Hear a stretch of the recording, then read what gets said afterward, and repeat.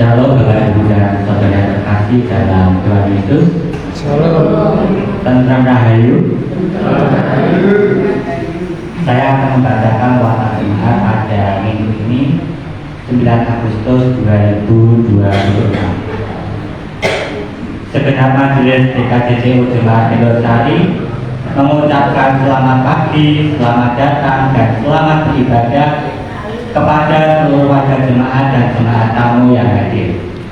Ibadah pada pagi hari ini akan dilayani oleh Saudara Gabriel Putra Santoso dari DKJCU Siloam Ujung Harjo Purwodadi dengan menggunakan pujian untuk jemaat dan berbahasa Indonesia.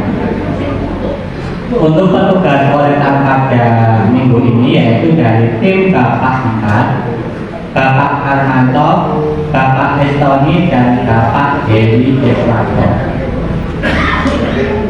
Watak jemaat yang pertama yaitu untuk tentang dukungan solidaritas.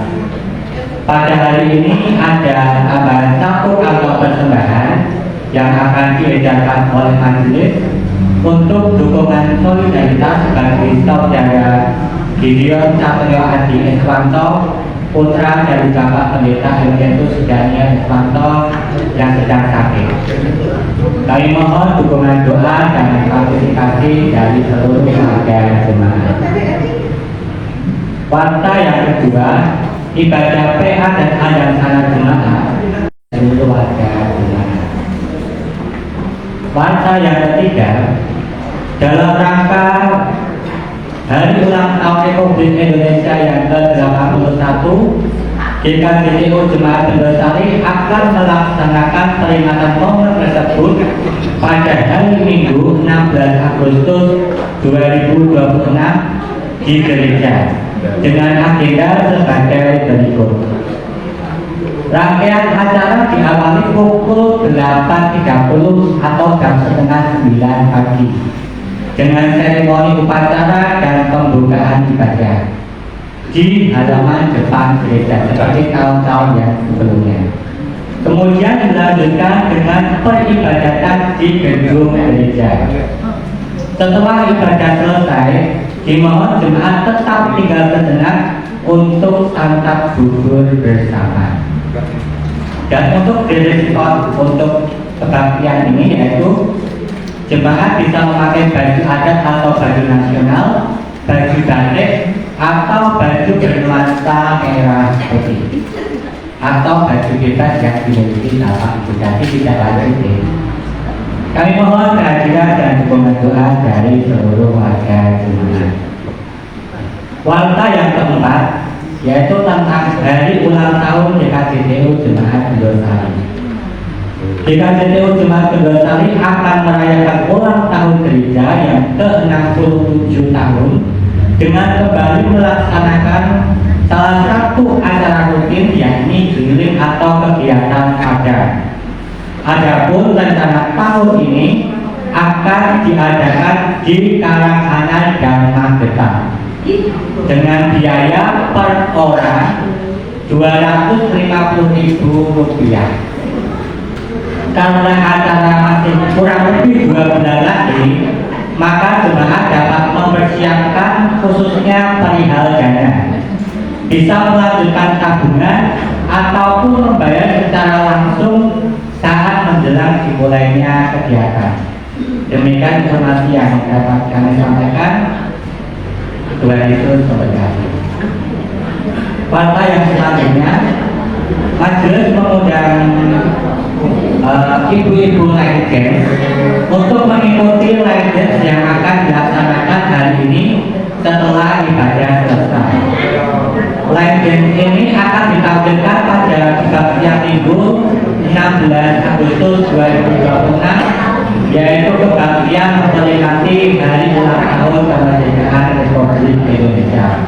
Dimohon kepada ibu-ibu line dance sambil berpesan hadir dan mengikuti latihan ini. Warta yang terakhir yaitu ibadah Minggu 16 Agustus 2026 akan dilayani oleh Bapak Pendeta Emeritus Sugiono dengan menggunakan studi khusus ibadah hari ulang tahun kemerdekaan Republik Indonesia. Adapun untuk petugas pelayanan adalah sebagai berikut. Petugas kolektor oleh tim anak yaitu Adik Ayu, Adik Fiona, dan Adik Evelyn. Song leader dari tim Song leader 2, Saudari Cantik dan Saudari Lia. Musik keyboard Saudara Cornelius. Penerima tamu tim penerima tamu 13 yaitu Ibu Bosni, Ibu Salini, dan Ibu Juman. Multimedia dan sound Saudara Henry dan Saudara David Timo. FB online Bapak Resianto. Saya mohon kehadiran dan dukungan doa dari seluruh warga. Terima kasih. Bapak Ibu dan Saudara, sebelum kita bersama-sama memasuki ibadah pada minggu hari ini, mari kita bersaat teduh sejenak.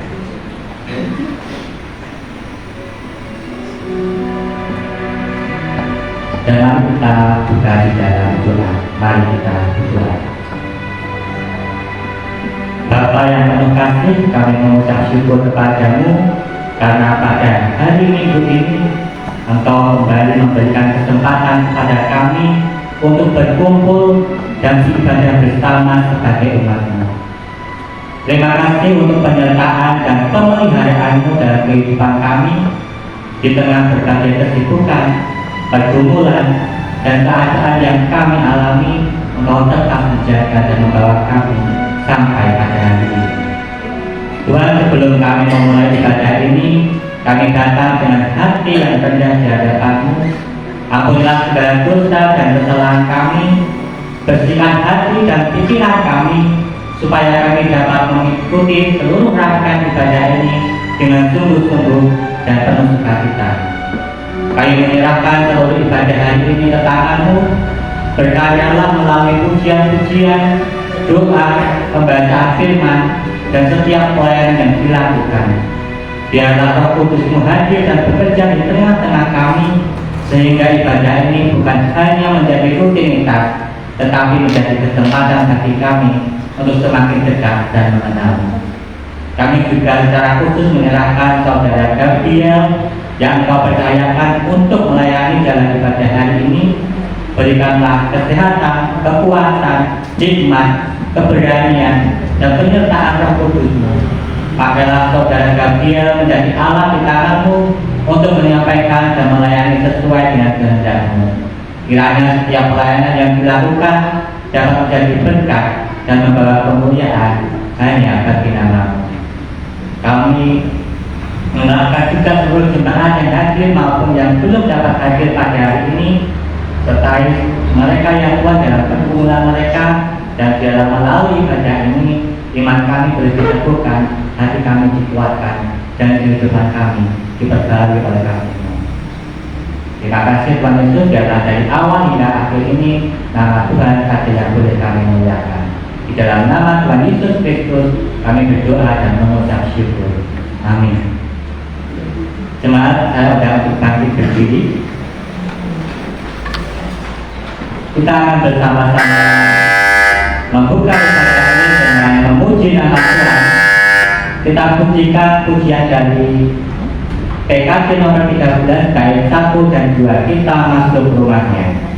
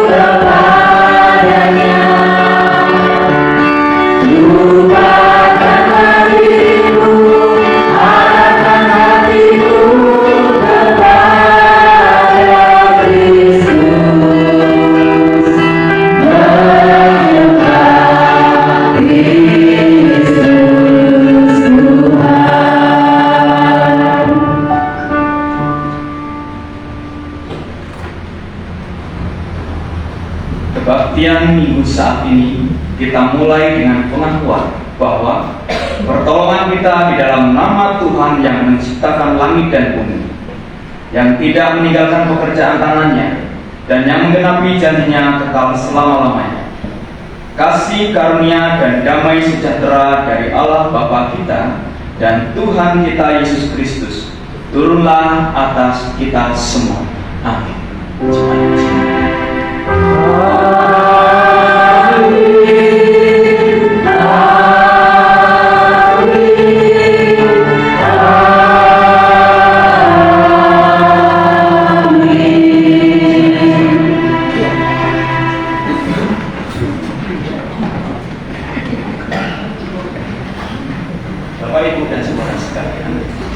Sebagai kesediaan kita untuk berbakti pada Tuhan dalam kebaktian ini, marilah kita menerima firman Tuhan sebagai sabda awal yang tertulis dalam kitab Mazmur pasal 85 ayat 10 sampai ayat 14. Sesungguhnya keselamatan daripadanya dekat pada orang-orang yang takut akan Dia, sehingga kemuliaan diam di negeri kita. Kasih dan kesetiaan akan bertemu, keadilan dan damai sejahtera akan bercium-ciuman. Kesetiaan akan tumbuh dari bumi, dan keadilan akan menjemur dari langit.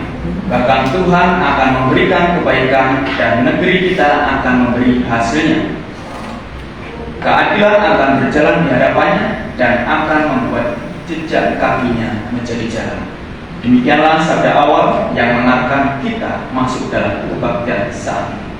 Mari kita responi sabda awal ini dengan menyanyikan dari Kidung Jemaat nomor 64, Bila Melihat Bintang Keberlambang, bait 1 dan 2.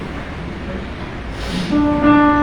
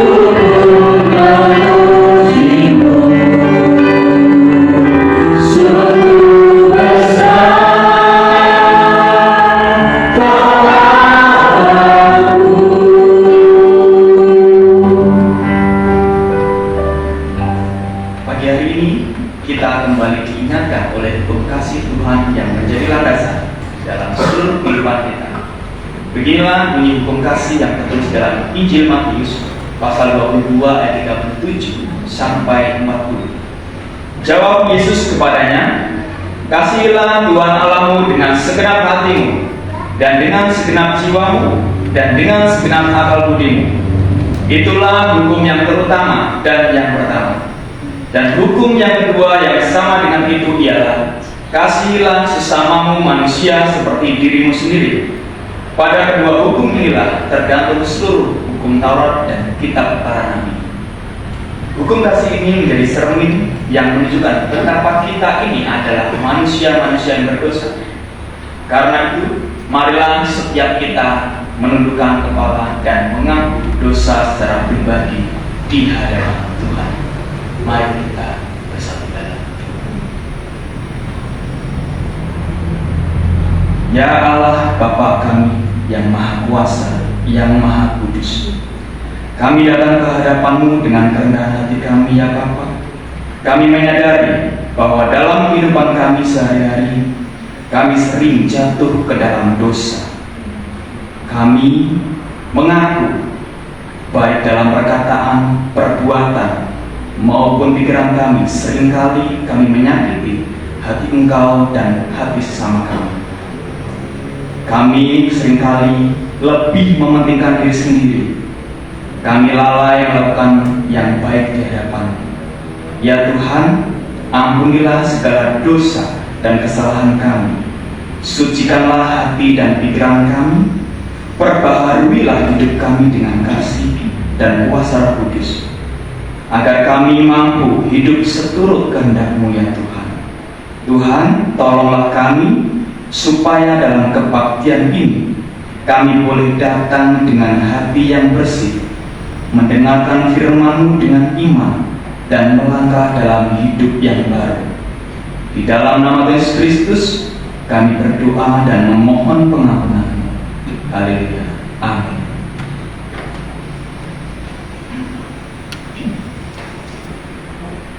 Tiba saatnya Bapak Ibu kita akan mendengarkan berita anugerah. Untuk itu saya undang Bapak Ibu.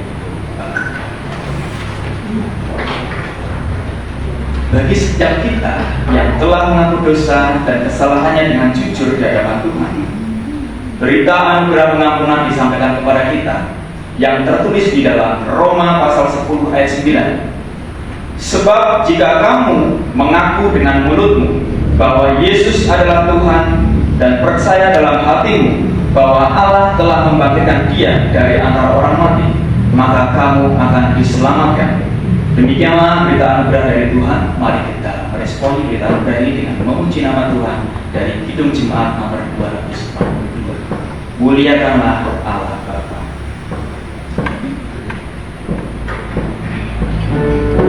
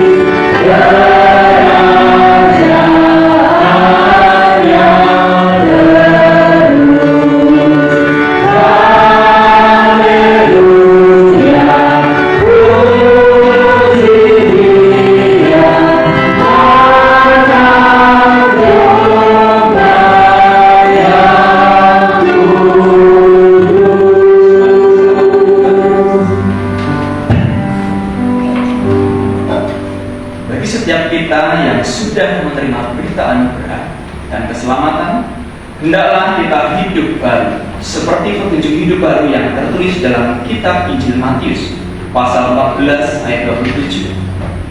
Inilah bunyi firman-Nya. Tetapi segera Yesus berkata kepada mereka, "Tenanglah, aku ini, jangan takut." Demikianlah petunjuk hidup baru bagi kita untuk dilakukan. Tiba saatnya kita akan bersama-sama membaca, mendengarkan, dan merenungkan akan kebenaran firman Tuhan. Untuk itu, sebelum kita membaca, mari kita meminta tuntunan kepada Tuhan. Mari kita bersatu dalam doa. Bapa yang kami kenal di dalam nama Yesus Kristus, pagi hari ini kami mengucap syukur Bapa.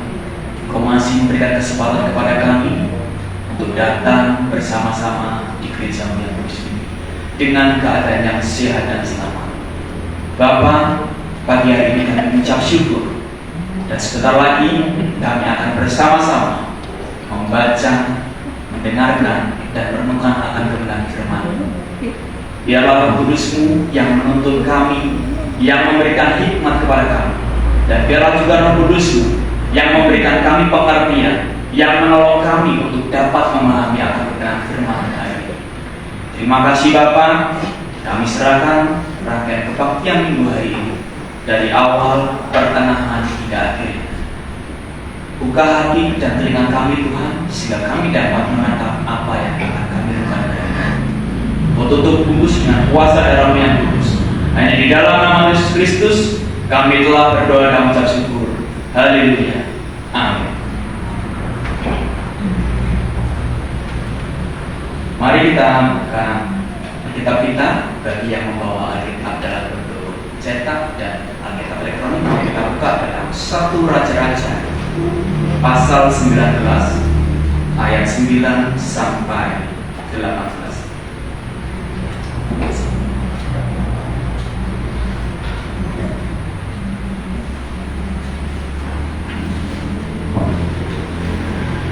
Satu Raja-Raja 19 ayat 9 sampai 18.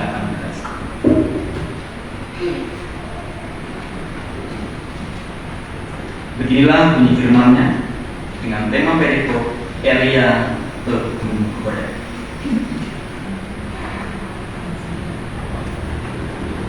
Pemaaf sekali lagi. 1 Raja-Raja 19 ayat 9 sampai 18 dengan tema perikop Allah menyatakan diri di Gunung Horeb. Ayat 9. Di sana masuklah ia ke dalam sebuah gua dan bermalam di situ. Maka firman Tuhan datang kepadanya demikian. Apakah kerjamu di sini, hai Elia? Jawabnya, aku bekerja segiat-giatnya bagi Tuhan, Allah semesta alam, karena orang Israel meninggalkan perjanjian-Mu dan meruntuhkan mezbah-mezbah-Mu dan membunuh nabi-nabi-Mu dengan pedang. Hanya aku seorang diri yang masih hidup, dan mereka ingin mencabut nyawaku. Lalu firman-Nya, keluarlah dan berdiri di atas gunung itu di hadapan Tuhan. Maka Tuhan lalu angin besar dan kuat yang membelah gunung-gunung dan memecahkan bukit-bukit batu mendahului Tuhan. Tetapi tidak ada Tuhan dalam angin itu. Dan sesudah angin itu datanglah gempa. Tetapi tidak ada Tuhan di dalam itu. Dan sesudah gempa itu datanglah api. Tetapi tidak ada Tuhan di dalam api itu. Dan sesudah api itu datanglah bunyi angin sepoi-sepoi basah. Segera sesudah Elia mendengarnya, ia menyelubungi mukanya dengan jubahnya, lalu pergi keluar dan berdiri di pintu gua itu. Maka datanglah suara kepadanya yang berbunyi, apakah kerjamu di sini, hai Elia? Jawabnya, aku bekerja segiat-giatnya bagi Tuhan, Allah semesta alam, karena orang Israel meninggalkan perjanjian-Mu, meruntuhkan mezbah-mezbah-Mu, dan membunuh nabi-nabi-Mu dengan pedang. Hanya aku seorang dirilah yang masih hidup, dan mereka ingin mencabut nyawaku. Firman Tuhan kepadanya, pergilah, kembalilah ke jalanmu melalui padang gurun ke Damsyik. Dan setelah engkau sampai, engkau harus mengurapi Hazael menjadi raja atas Aram. Juga Yehu cucu Nimsi haruslah kau urapi menjadi raja atas Israel. Dan Elisa bin Safat dari Abel Meholah harus kau urapi menjadi nabi menggantikan engkau. Maka siapa yang terluput dari pedang Hazael akan dibunuh oleh Yehu, dan siapa yang terluput dari pedang Yehu akan dibunuh oleh Elisa. Tetapi aku akan meninggalkan 7.000 orang di Israel, yakni semua orang yang tidak sujud menyembah Baal dan yang mulutnya tidak mencium dia. Amin. Shalom Bapak Ibu Saudara semuanya. Shalom. Bagaimana kabarnya? Luar biasa. Bagaimana keadaannya? Baik. Mungkin Bapak Ibu hari ini bisa ngomong baik. Bagaimana keadaannya? Luar biasa. Akan tetapi wajah-wajahnya tampak mungkin ada yang kurang, belum senyum, masih cemberut. Bukannya luar biasa. Sekali lagi, bagaimana kabarnya? Luar biasa. Harusnya senyum. Mungkin bisa memberikan senyuman kanan kiri supaya kita bahagia bersama, ceria. Kita nampak ada sukacita di pada pagi hari ini. Kita relax saja Bapak Ibu Saudara semuanya hari ini. Kita telah membaca dari 1 Raja-Raja 19 ayat 9 sampai 8. Sebelum itu, izinkan saya untuk perkenalkan diri saya. Ada pepatah yang bilang tak kenal maka tak sayang. Ya, perkenalkan, nama diri saya adalah Gabriel Putra Santoso. Asal saya dari GKJTU Siloam 7 Harjo, Klasis Prodadi, dan usia saat ini adalah 24 tahun. Untuk status kuliah, saya sudah lulus di tahun 2025 bulan September tahun lalu, dan saya sekolah di STT Sangkakala. Apakah ada pertanyaan lagi atau cukup? Cukup? Ya. Terima kasih untuk izin yang sudah disampaikan. Yang pertama-tama saya juga mengucapkan terima kasih untuk Bapak Ibu Majelis dan warga jemaat Benosari yang sudah memberikan kesempatan kepada saya untuk dapat melayani di gereja ini bersama-sama dan bertemu dengan Bapak Ibu. Ya. Pagi hari ini kita akan belajar mengenai seorang Nabi Elia. Dan tema hari ini adalah Tuhan mengubah cara pandang kita dari keputusasaan menuju pengharapan. Karena saya ulang sekali lagi, tema pagi hari ini adalah Tuhan mengubah cara pandang kita dari keputusasaan menuju pengharapan. Bapak Ibu dan Saudara sekalian, seringkali kita berpikir bahwa orang yang paling dekat dengan Tuhan itu gak akan pernah alami keputusasaan. Benar gak Bapak Ibu? Kalau aku dekat dengan Tuhan, maka Tuhan mungkin akan memberikan aku kenyamanan, memberikan aku kelegaan, sukacita. Tapi ternyata sebaliknya, setelah kita mengenal Tuhan, setelah kita mengikuti Kristus, apa yang terjadi? Penderitaan, kesengsaraan, dihina, dicaci maki, dibully, direndahkan, dicuekin. Benar gak Bapak Ibu? Nah, di sini Nabi Elia, kita bisa belajar dari seorang nabi. Kita membayangkan bahwa seorang nabi pasti juga akan berani, akan selalu membuat gebrakan dan tidak pernah goyah. Akan tetapi di sini memunculkan sebuah realita dan kenyataan. Justru sebaliknya, yang mungkin dalam pikiran kita seorang nabi akan berani, tidak akan pernah goyah imannya. Justru sebaliknya. Kalau kita melihat pasal sebelumnya, di pasal ke-18, di Raja-Raja 1 Raja-Raja pasal 18, disitu mengisahkan Elia di Gunung Karmel. Kita menemukan salah satu kemenangan terbesar dari pelayanan Elia. Di Gunung Karmel ia berdiri seorang diri menghadapi 450 nabi-nabi Baal. Hanya satu seorang diri. Bayangkan Bapak Ibu, 1 lawan 450 orang. Siapa yang menang? Tetap Elia, endingnya. Nah, di sini ketika para nabi Baal gagal memanggil dewanya memanggil ilahnya yang tak kunjung datang. Di situ Elia berdoa kepada Tuhan, dan api turun dari langit membakar korban persembahan yang Elia persiapkan. Di pasal 18 Elia menantang Raja Ahab dan Ratu Isabel. Untuk apa? Membuktikan bahwa dewa Allah yang mereka sembah itu gak hidup. Secara logika, patung apakah bisa ngomong? Patung apakah bisa melihat meskipun dia punya mata? Patung apakah bisa mendengar meskipun punya telinga? Patung apakah bisa berjalan meskipun dia punya kaki? Tidak bisa. Maka dari itu, niat dari Nabi Elia untuk mengajak, membuktikan bahwa Allah yang Elia sembah itu Allah yang sungguh-sungguh benar dan Allah yang sejati. Maka dari itu, korban bakaran yang tadinya kumpul di satu tempat di Gunung Karmel disaksikan oleh warga, masyarakat, orang-orang Israel, dan tentunya nabi-nabi Baal itu kalah.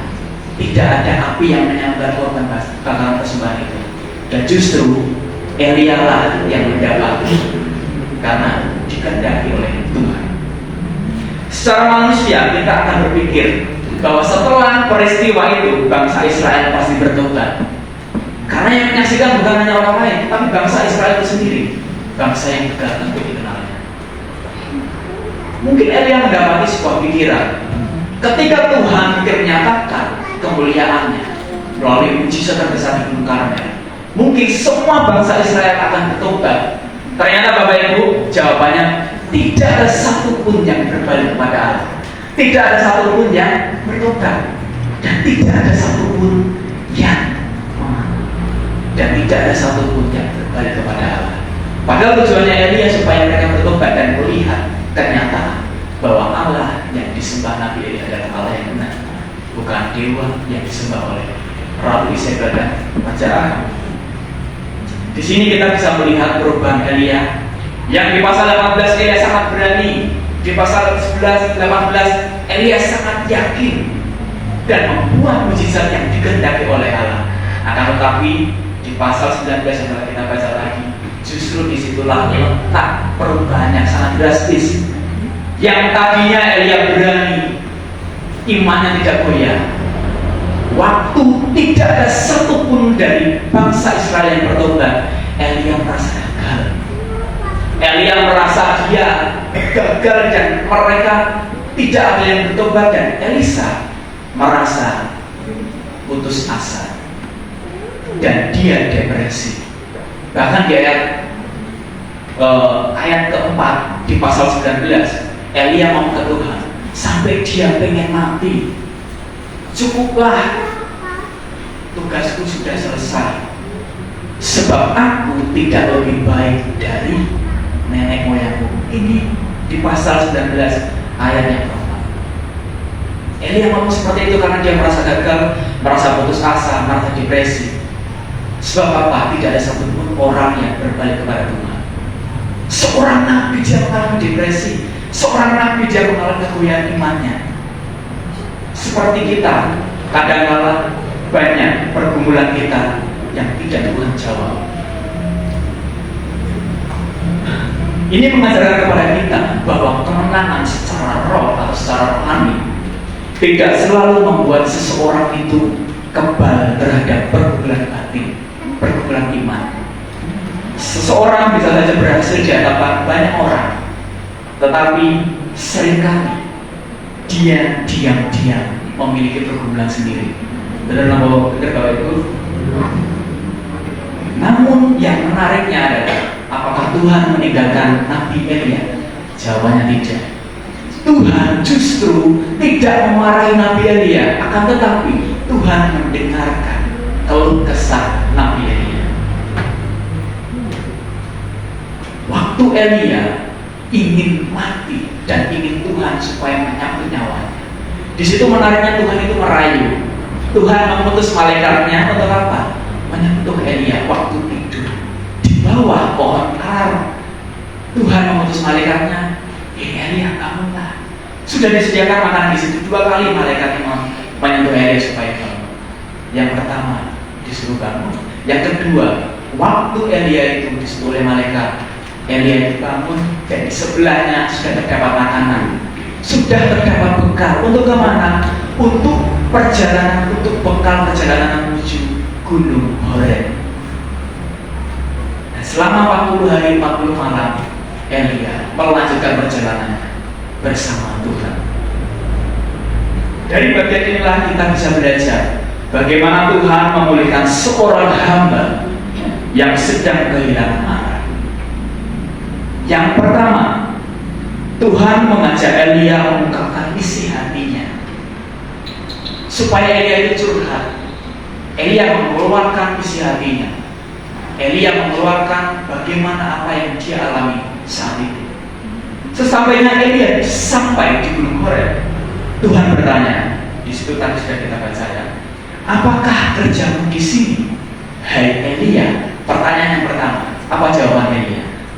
Tuhan, aku bekerja segiat-giatnya demi Engkau. Itu jawaban Elia. Nah, sebenarnya Tuhan tidak sedang mencari informasi. Karena apa? Tuhan sudah maha tahu. Ini cara Tuhan untuk membuka hati Elia dengan cara bertanya. Sudah kerja apa kamu di sini, Elia? Sebenarnya Anda tahu, tapi Tuhan bertanya supaya Elia dengan sendirinya mencurahkan isi hatinya. Dan Elia menjawab jujur bahwa ia telah bekerja segiat-giatnya demi Tuhan. Tetapi bangsa Israel tetap meninggalkan Engkau. Nabi-nabi Baal sudah dibunuh dan sekarang hanya dirinya seorang diri. Ini jawaban Elia. Disinilah kita menemukan akar persoalan dan permasalahan Elia. Masalahnya bukan hanya ia diancam oleh Ratu Yezebel untuk dibunuh. Masalah yang lebih dalam adalah dia merasa gagal. Ia merasa pelayanannya sia-sia. Ia merasa sendirian dan ia merasa Tuhan tidak lagi bekerja. Seringkali di dalam kehidupan kita, kadang kita memiliki banyak sekali pergumulan, lika-liku kehidupan, dan kadang-kala kita mungkin minta pertolongan kepada Tuhan dan kita berdoa kepada Tuhan, dan seringkali doa itu tidak terjawab. Kadang-kala kita berpikir, apakah Tuhan masih sayang kepadaku? Apakah Tuhan masih mencintaiku? Atau apakah Tuhan meninggalkanku? Kadang-kala seperti itu. Benar Bapak Ibu? Seringkali inilah yang kita alami. Kadang kita tidak dihargai, dan kadang kita berdoa tidak sesuai dengan harapan dan ekspektasi kita. Itu yang pertama. Lalu muncul dalam pertanyaan lagi. Tuhan bertanya, Elia, sedang apakah kau kerja di sini? Jawabannya tetap sama. Yang menarik di sini adalah kita dapat belajar bahwa Tuhan tidak menolak orang yang datang kepadanya. Ketika kita datang kepada Tuhan, Tuhan gak bakal menolak kamu sopo, jangan simpen. Gak bakal menolak seperti itu Tuhan. Tuhan justru menerima, mendengarkan kita yang hatinya sedang hancur, dan Tuhan mengizinkan kita untuk mencurahkan isi keseluruhan kehidupan kita yang sedang dipergulungkan. Itu yang pertama. Yang kedua, Tuhan menyatakan diri dengan cara yang berbeda. Di ayat ke-11 sampai ke-13 tadi menjelaskan bahwa ayat 11, lalu firman-Nya, keluarlah dan berdiri di atas gunung itu di hadapan Tuhan. Mengapa Elia disuruh keluar? Karena Elia diancam mau dibunuh oleh Ratu Yezebel. Elia diancam nih, dan nabi-nabi Tuhan yang lain sudah dibunuh. Elia lari dari wilayah itu dan ia bersembunyi di dalam gua. Maka dari itu Tuhan suruh keluar dari gua itu. Untuk apa? Maka Tuhan lalu ayat 11 ya, angin besar dan kuat yang membelah gunung-gunung dan memecahkan bukit-bukit batu mendahului Tuhan. Tetapi tidak ada Tuhan. Angin datang sangat besar, badai, bahkan gunung-gunung dipecahkan, diserak orangnya, tetapi tidak ada Tuhan. Yang kedua, datang apa Bapak Ibu? Gempa bumi. Gempa bumi begitu datang sangat dahsyat sekali. Tetapi di dalamnya apakah ada Tuhan? Tidak ada Tuhan. Di dalam gempa bumi itu tidak ada Tuhan. Yang ketiga, datanglah api. Tetapi di dalam api itu tidak ada Tuhan. Meskipun di pasal 18 Tuhan menurunkan apinya, tetapi di pasal 19 Tuhan tidak ada di dalam api, di dalam kebab bumi, dan di dalam angin itu. Apa maksudnya? Bukan berarti Tuhan tidak sanggup bekerja melalui mujizat-mujizat tertentu. Bukankah di Gunung Karmel yang saya jelaskan tadi, Tuhan menyatakan kemuliaannya melalui api yang membakar korban persembahan bakaran Elia. Dan di situ ternyata maksud dibalik Tuhan adalah Elia supaya mengerti bahwa ketika Tuhan datang, Tuhan melewati atau Tuhan memakai cara yang tenang, Tuhan memakai cara yang sunyi. Dengan apa tadi? Angin sepoi-sepoi basah. Dengan ketenangan, dengan kenyamanan, dan dengan kesunyian, Tuhan itu hadir dan bertanya. Pertanyaannya sama. Apa yang sedang kau kerjakan di sini, hai Eli? Jawabannya ini tetap sama. Nah, kadang-kadang Tuhan tidak selalu bekerja melalui mujizat-mujizat besar, tetapi kadang-kadang Tuhan bekerja di dalam kehidupan kita melalui proses yang tenang, proses yang sunyi, proses yang lembut, dan kadang-kadang hampir kita tidak menyadari. Bapak Ibu, mungkin setiap hari kita melalui sebuah kehidupan perjalanan. Kadang-kadang kita memiliki sebuah realita kehidupan, kita memiliki rencana ke depan, kita memiliki sebuah agenda ke depan. Akan tetapi mungkin ekspektasi kita, saya minta A, B, C, Tuhan aku berdoa untuk A, B, C, D, E, F, G, kabulkan ya Tuhan, wujud nyatakan, tolong kabulkan, tolong nyatakan Tuhan. Akan tetapi jawabannya apa? Gak terwujud. Kadang-kadang kita meminta sesuatu itu sangat besar, dan padahal di balik ekspektasi kita yang besar itu Tuhan sebenarnya pelan-pelan. Dia sebenarnya memberikan kita pengertian, menolong kita untuk memahami. Lewat apa? Lewat suasana lembut, lewat kesetiap harian kita menjalani aktivitas, lewat hal-hal sederhana. Kadang-kadang juga kita ketika doa ingin langsung dijawab. Ini muncul sebuah keegoisan kita. Kadang-kadang ketika kita punya masalah, kita pengen masalahnya langsung selesai. Betul Bapak Ibu? Akan tetapi masalah itu tidak akan selesai. Dan kadang-kadang ketika kita sakit, kita mohon dengan Tuhan dengan sungguh-sungguh, mohon kesembuhan, mohon pemulihan. Dan Tuhan ternyata memiliki cara yang berbeda. Tuhan menjawab doa-doa kita dengan caranya sendiri, bukan dengan cara yang kita batasi. Kalau saya doa hari ini, berarti hari ini terwujud. Kadang-kadang saya berpikir seperti itu, dan mungkin Bapak Ibu juga berpikir seperti itu. Di balik hal tersebut, Tuhan memiliki tujuan supaya Nabi Elia mengenali Tuhan lebih dalam lagi. Bukan hanya Tuhan yang bekerja melalui api di Gunung Karmel, tetapi Tuhan yang bekerja melalui keheningan. Itu yang kedua, Tuhan bekerja dengan cara yang berbeda. Yang terakhir, Tuhan mengoreksi cara pandang Elia. Cara pandang berarti berbicara tentang bagaimana kita melihat, bagaimana kita memiliki perspektif, paradigma. Tuhan bertanya kepada Elia 2 kali, sedang apakah kau bekerja di sini, hai Elia? Akhirnya jawaban Elia itu masih sama, Bapak Ibu Saudara semuanya. Ia masih merasa gagal karena apa? Banyak bangsa Israel yang tidak percaya lagi kepada Tuhan. Ia masih merasa sendirian. Hanya aku seorang diri Tuhan. Gak ada seorang pun yang sama seperti aku yang berbalik dan setia kepada Tuhan. Elia merasa sendirian. Dan selanjutnya ia masih berpikir bahwa semuanya itu berakhir, dan bahkan lagi sampai ia pengen mati supaya Tuhan mencabut nyawanya. Lalu Tuhan memberikan jawaban yang mengubah cara pandang Elia. Apa Bapak Ibu? Di ayat 18. Mari kita coba simak di ayat 18. Ini jawaban Tuhan untuk mengubah cara pandang Elia. Ayat 18. Tetapi aku akan meninggalkan 7.000 orang di Israel, yakni semua orang yang tidak sujud menyembah Baal dan yang mulutnya tidak mencium. Artinya apa? 7.000 orang yang tidak sujud menyembah Nabi Baal, tidak yang menyembah Nabi-Nabi, dan tidak menyembah dewa atau ilah yang dibuat oleh Ratu Isabel dan Raja Ahab. Ada 7.000 orang. Berarti artinya apa? Nabi Elia tidak seorang diri. Nabi Elia tidak sendirian. Masih ada 7.000. Nah ini mungkin Elia bisa berkata, oh Tuhan aku sendirian. Tetapi Tuhan ngomong, enggak, kamu bukan sendirian. Tetapi ada 7.000 orang yang masih percaya padamu dan setia padamu. Itu jawaban Tuhan. Supaya Elia itu dipulihkan cara pandangnya. Bayangkan ketika hal itu terjadi, apa yang dialami Elia? Elia mulai sadar. Dan disinilah sebenarnya Tuhan mengoreksi perspektif atau cara pandang Elia. Sebab apa? Perasaan Elia tidak sama dengan kenyataan.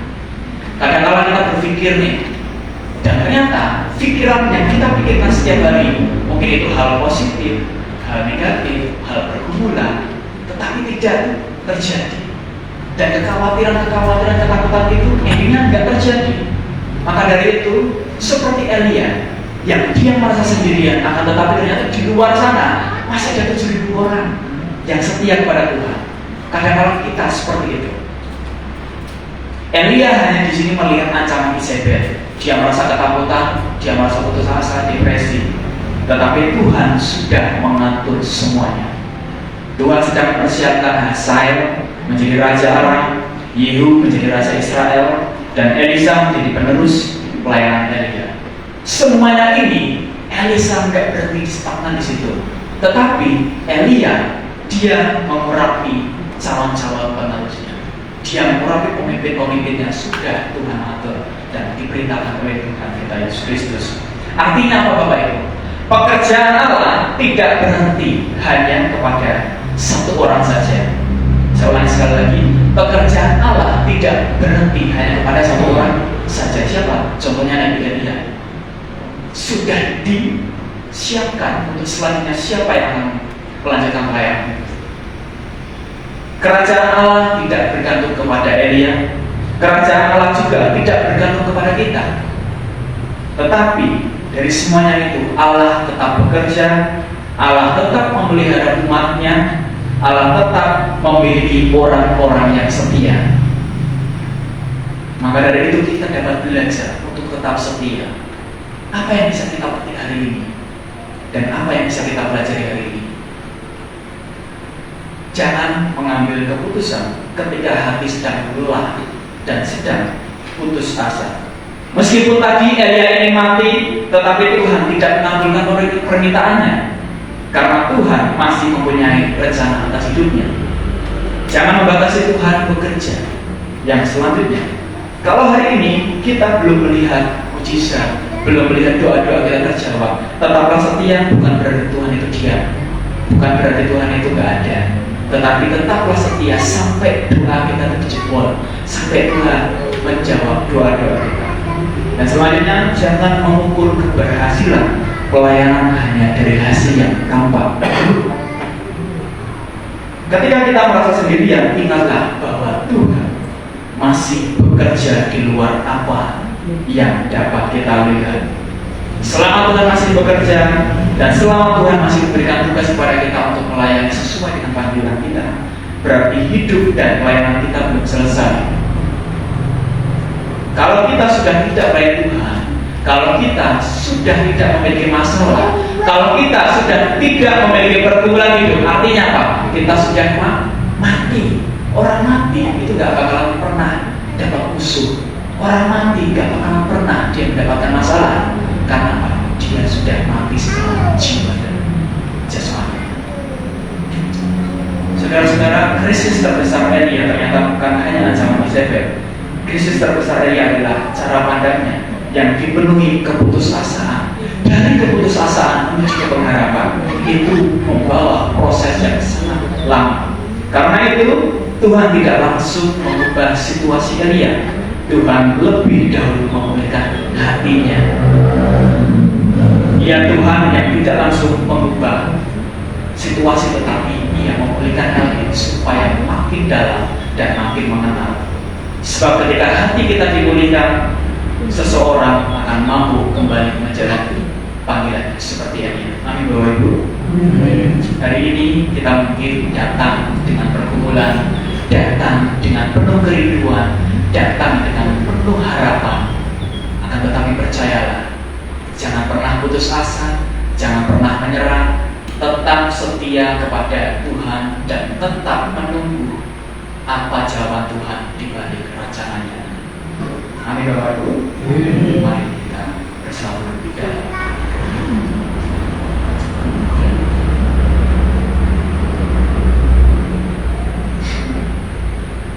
Bapa kami yang penuh kasih, kami mengucap syukur pagi hari ini kami dapat bersama-sama membaca, mendengarkan dan merenungkan akan kebenaran firman.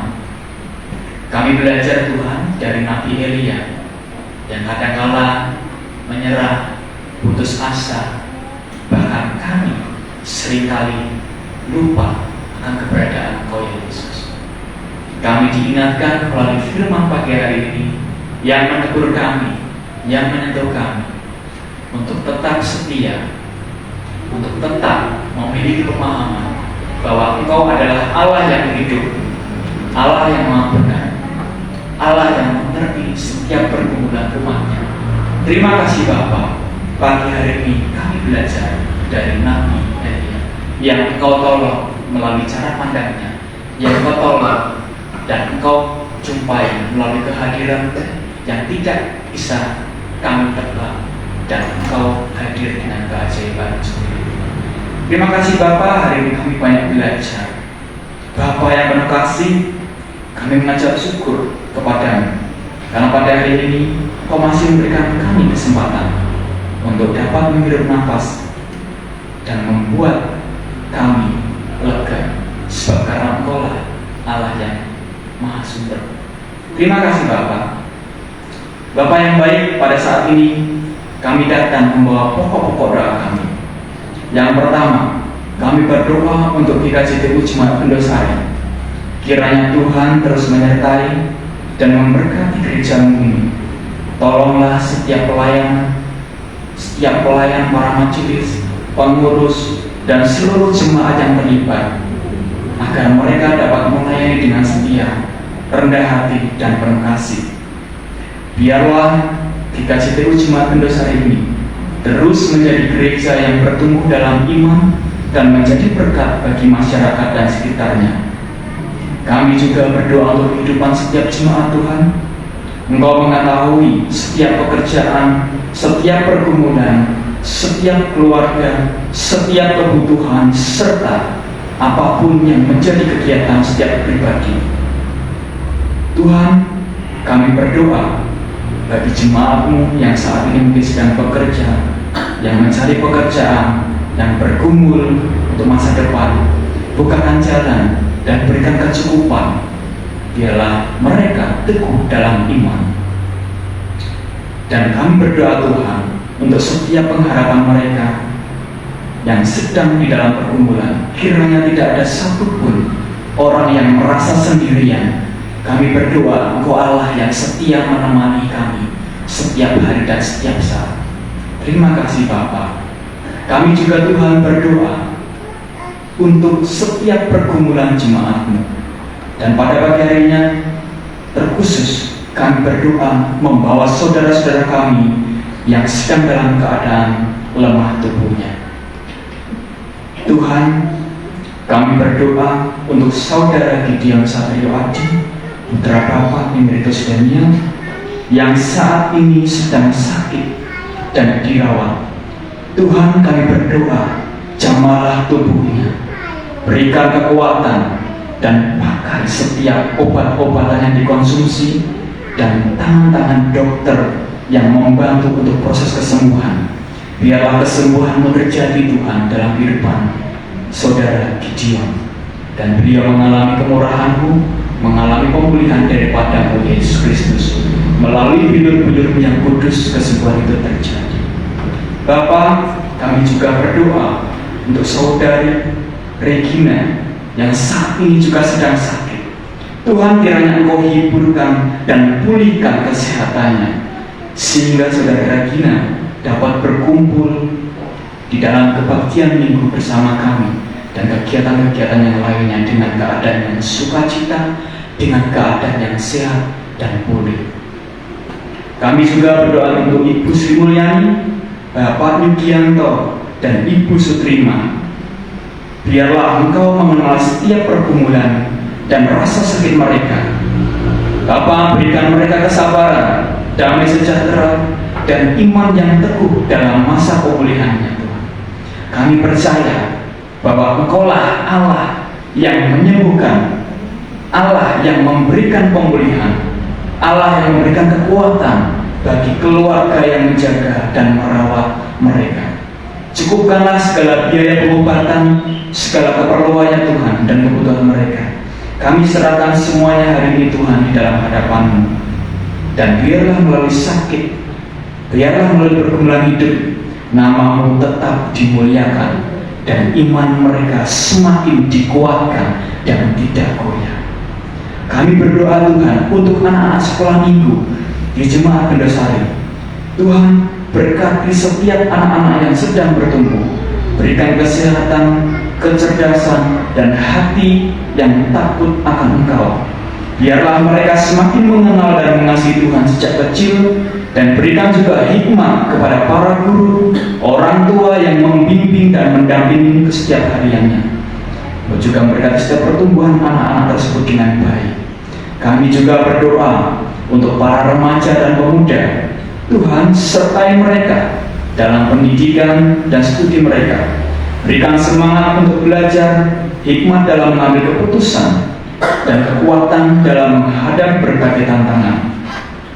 Kami menyerahkan Tuhan di masa depan mereka ke dalam tangan kuasa-Mu, sebab Engkau Allah yang memiliki destiny dalam kehidupan mereka masing-masing. Tuntunlah mereka agar dapat menggunakan masa muda itu untuk hal-hal yang baik, dan mereka menjadi generasi yang takut akan Tuhan. Kami juga Tuhan berdoa untuk dusun Bendosari. Kiranya Tuhan memberikan kerukunan, keamanan, kedamaian, dan kesejahteraan bagi seluruh warga dusun Bendosari. Jauhkanlah segala perselisihan, perpecahan, dan hal-hal yang dapat merusak kehidupan bersama. Tanamkanlah kasih dalam kehidupan mereka Tuhan. Ajarlah untuk saling menolong, saling menghargai, dan hidup berdampingan dengan penuh kasih. Dan kami juga berdoa untuk bangsa dan negara kami Indonesia. Kami menyerahkan pemerintahan Indonesia Tuhan, mulai dari pemerintahan pusat hingga pemerintahan daerah ke dalam tangan-Mu. Berikanlah hikmat, kebijaksanaan, kejujuran, dan hati yang takut akan Tuhan kepada setiap pemimpin. Kiranya mereka menjalankan tugas dan tanggung jawab dengan baik, adil, dan mengutamakan kepemimpinan dan kepentingan masyarakat. Berikan juga keamanan, kedamaian, dan kesejahteraan bagi seluruh bangsa Indonesia. Terima kasih Bapa. Inilah pokok-pokok doa kami yang dapat kami sampaikan kepada-Mu. Kami percaya bahwa Engkau Allah yang mendengar setiap pergumulan, setiap doa-doa kami, dan Engkau akan mewujud nyatakan dalam kehidupan kami.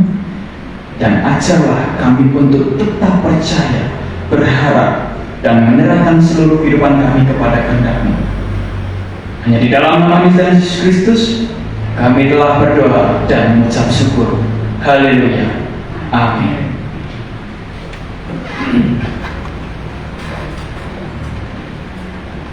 Untuk saat ini saya undang untuk Bapak Ibu berdiri dan kita akan menikah.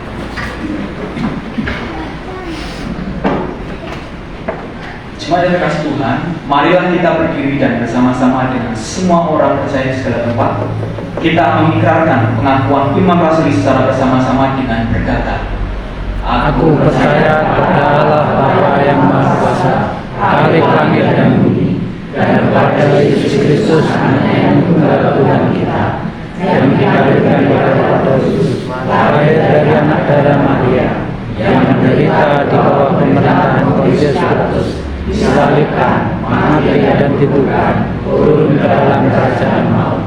Pada hari yang ketiga, bangkitlah dari antara orang mati, naik ke surga, duduk di sebelah kanan Allah Bapa yang Maha Kuasa, dan akan datang dari sana untuk menghakimi orang yang hidup dan yang mati. Aku percaya kepada Roh Kudus, gereja yang kudus, persekutuan orang kudus, pengampunan dosa, kebangkitan daging, dan hidup yang kekal. Mari kita responi dengan menyanyikan dari Hidup Jemaat nomor 36, Bagi Yesus Kuserahkan, satu bait.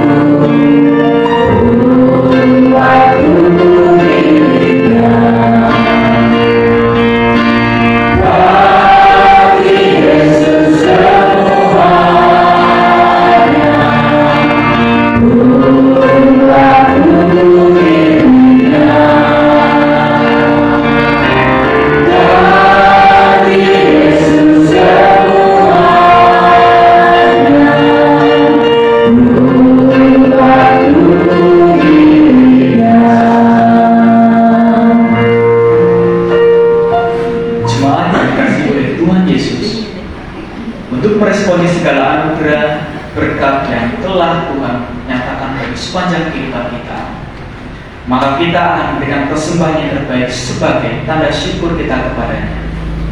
Doa dan dasar persembahan diambil dari kitab Maleakhi pasal 3 ayat 10. Bawa seluruh persembahan kesepuluhan itu ke dalam rumah perbendaharanya, supaya ada persediaan makanan di rumahku, dan ujilah aku, firman Tuhan semesta alam, apakah aku tidak membukakan bagimu tingkap-tingkap langit dan mencurahkan berkat kepadamu sampai berkelimpahan.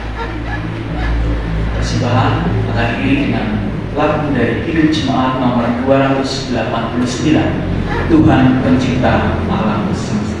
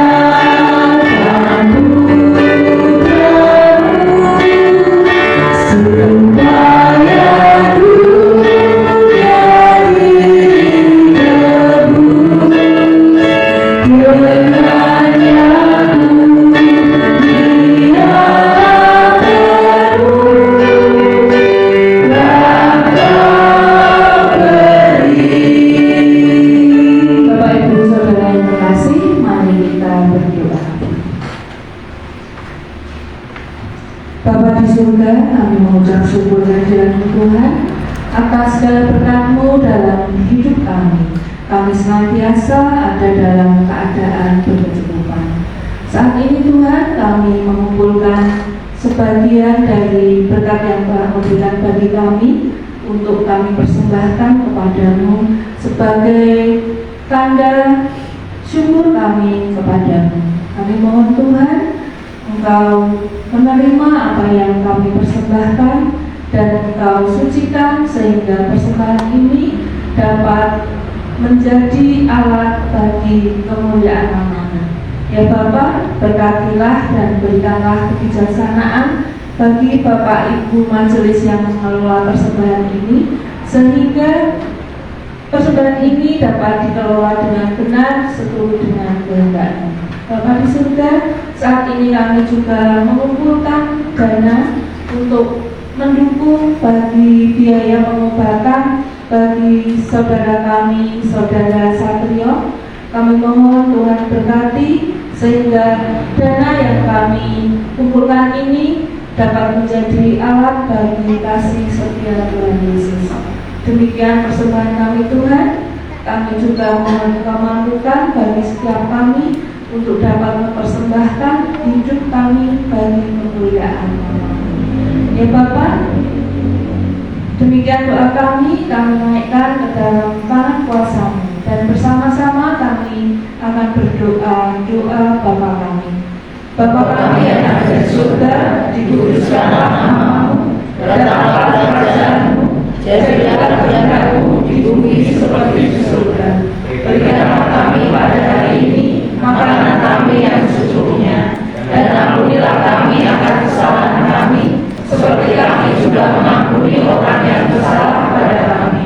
Dan janganlah membawa kami ke dalam pencobaan, tetapi lepaskanlah kami daripada yang jahat.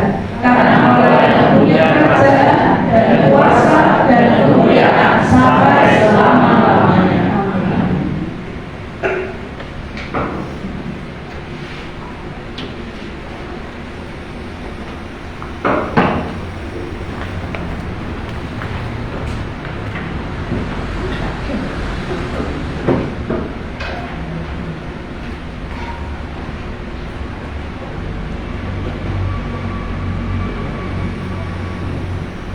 Jemaat Tuhan, kebaktian minggu saat ini akan segera usai.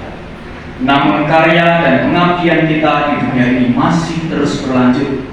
Karena itu jemaat, pulanglah dengan damai sejahtera dan jadilah saksi-saksi Tuhan Yesus yang dibaharui setiap saat. Serta jadilah berkat bagi orang-orang di sekitar kita, dan terimalah berkat Tuhan. Tuhan memberkati kita dan melindungi kita. Tuhan menyinari kita dengan wajah-Nya dan memberi kita kasih karunia.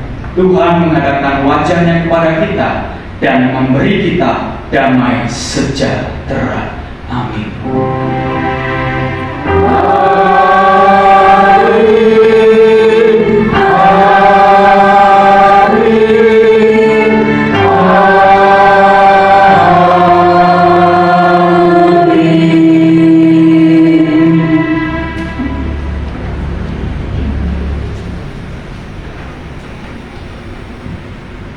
Kita akan mengakhirinya dengan kidung pujian dari Kidung Jemaat nomor 413, Tuhan pimpin anak, baik yang pertama dan yang kedua.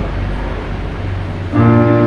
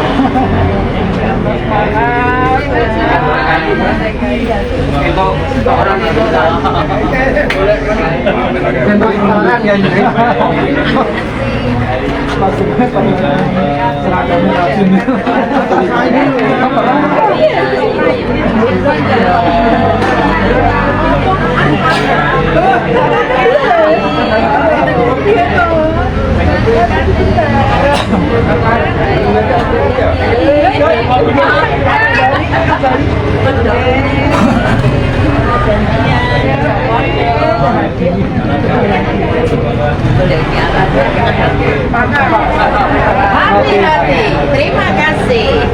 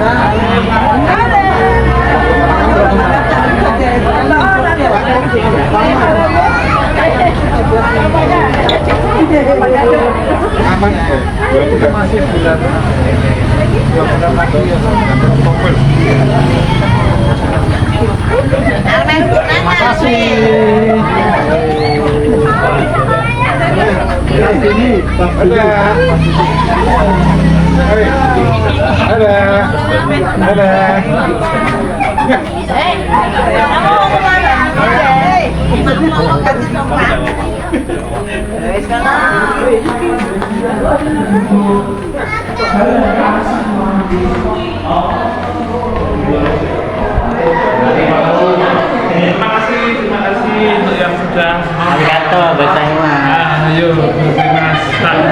Ini kita punya gue. Terima kasih Mas Gabriel. Terima kasih untuk yang sudah menonton. Oke, terima kasih Bapak Ibu yang saudara semua yang telah bersama-sama beribadah pada pagi hari ini sampai dengan siang hari ini, terutama yang secara online. Kiranya kasih dan berkat Tuhan beserta dengan kita semua. Untuk warta yang bisa kami sampaikan, yang pertama yaitu ibadah PA akan kembali dilaksanakan pada hari Rabu 19 Agustus 2026 bertempat di gedung gereja, akan dilayani oleh majelis setempat. Kemudian warta yang berikutnya kami informasikan adalah untuk ibadah minggu depan tanggal 16 Agustus 2026 akan dilayani oleh Pendeta Emeritus Sudbiono dan akan dilayani dalam rangka peringatan HUT Republik Indonesia yang ke-81. Kegiatan ini akan diawali dengan pelaksanaan upacara secara sederhana, simbolis, sehingga ibadah pada tanggal 16 ini akan dimulai sejak pukul 8:30 pagi. Dan diharapkan Bapak Ibu dan Saudara bisa mengenakan dress code, baik itu baju adat, batik maupun baju nuansa merah putih. Tetapi hal ini tidak diwajibkan, Bapak Ibu dan Saudara bisa menggunakan baju bebas. Kemudian informasi yang berikutnya, yang ketiga, yaitu pengumuman tentang hari ulang tahun gereja yang di tahun ini akan kembali dilaksanakan antara bulan akhir September maupun awal Oktober.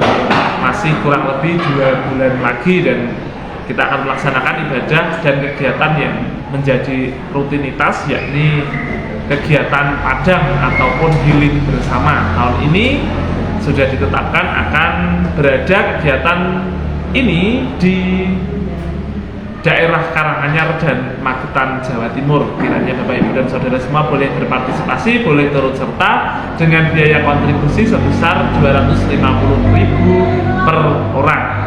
Dikarenakan waktu yang masih cukup panjang, Bapak Ibu dan Saudara dapat melaksanakan kembali melanjutkan tabungan yang sudah ada sejak awal tahun, ataupun Bapak Ibu bisa langsung melakukan pembayaran dengan nominal tertera di saat mendekati keberangkatan. Demikian yang bisa kami sampaikan, bisa kami informasikan. Matur nuwun, sugeng dinten Minggu Gusti berkahi.